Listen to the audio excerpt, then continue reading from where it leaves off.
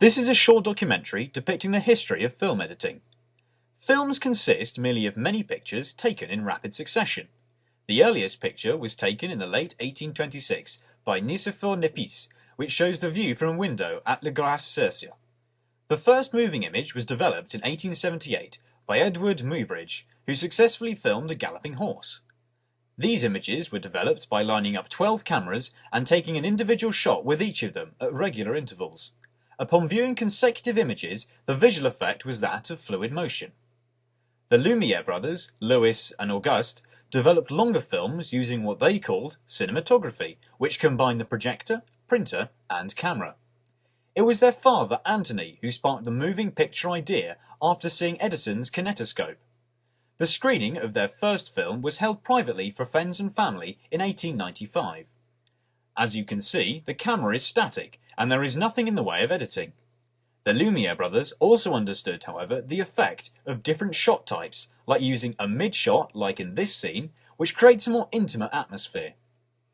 The Lumiere brothers also created the first comedy sketch in 1895, called Watering the Gardener.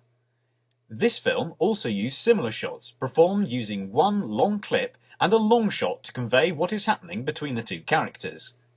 In later films, special effects were introduced by Georges Méliès, such as the one utilised in this clip.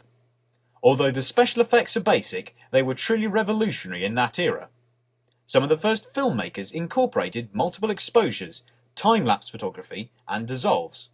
Through using dissolves, Georges Méliès also became one of the first to use transitions and early editing techniques. This is the earliest science fiction film to date, and was created by Georges Méliès. It was named A Trip to the Moon in 1902. Later in the 20th century, audio came into film and was a huge milestone for the history of film editing. It was the Warner Brothers who pioneered it in 1926. It was around this time where dissolves and other simple transitions were becoming more common. However, due to the fact that working with analog is hard, dissolves were used to show off the editor's technical ability. In the meantime, colour film had been becoming more prominent, and after the Second World War in 1945, these colour films were very popular. The early 60s saw the introduction of straight cuts in film editing. The French New Wave filmmakers were the first to use it as a cheap, easy, and more effective way to edit film. Though the use of straight cuts, it was easier to create a greater diversity of films. For example, emotions are more easily noticed via close-up shots. Faster-paced edits can also be created by having quick cuts between short clips. After the New Wave film period, a straight cut had become the standard editing technique, as it could be used for virtually any genre of film. Later, in the 20th century, different methods were used to create distinctive reactions from the audience, representing a large milestone for the history of film editing.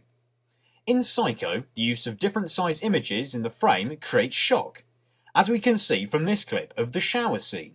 The rapid cuts between clips create great tension as the visual momentum captivates and enthralls the audience. However, today, it is a different story. Special effects are increasingly ubiquitous, with the likes of films such as Avatar, directed by James Cameron in 2009.